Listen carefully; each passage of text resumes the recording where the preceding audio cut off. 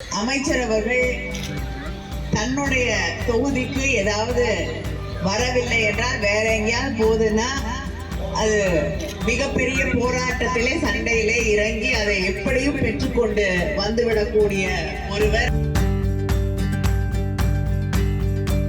அந்த அளவுக்கு போராட முடியாது. ஏன்னா தூத்துக்குடிக்கு நாம் பொதுவாக செயல்பட வேண்டும்.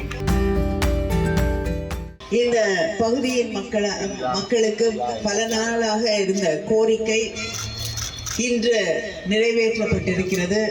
நெடுஞ்சாலை துறை நம்முடைய மாவட்டத்திலே 2 பகுதிகளாக பிரிக்கப்பட்டு, ஏனென்றால் இங்கே ஆற்ற வேண்டிய பணிகள் நிறைய இருக்கிறது, அதற்கான தேவையும் இருக்கிறது. சாலைகள் நிறைய இருந்து அது பராமரிக்கப்பட வேண்டிய அந்த நிலையால் கோட்டம் 2ஆக பிரிக்கப்பட வேண்டும் என்ற கோரிக்கையை நீண்ட நாளாக நம்முடைய மக்கள் தொடர்ந்து சொல்லிக் கொண்டிருக்கக்கூடிய அந்த நேரத்திலே நம்முடைய முதலமைச்சர் அவர்களும் நெடுஞ்சாலைத்துறை அமைச்சர் அவர்களும் இதை நமக்காக அளித்திருக்கிறார்கள். இந்த நிகழ்ச்சியின் வழியாக அவர்களுக்கு என்னுடைய நன்றியை தெரிவித்துக் கொள்கிறேன்.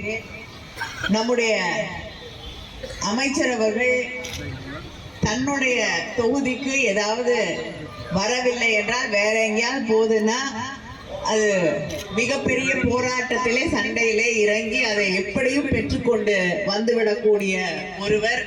அவர் பேசும்பொழுதே குறிப்பிட்டு சொன்னார், இது வேற இடத்துக்கு போறதா இருந்தது, ஆனால் ஒரு பெரிய போராட்டம் என்னால அந்த அளவுக்கு போராட முடியாது. ஏன்னா தூத்துக்குடிக்கு நாம் பொதுவாக செயல்பட வேண்டும்.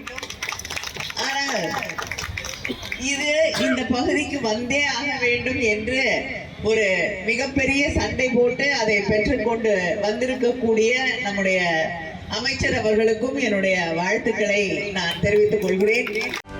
செய்திகளை உடனுக்குடனும் துல்லியமாகவும் தெரிந்து கொள்ள சப்ஸ்கிரைப் பண்ணுங்க.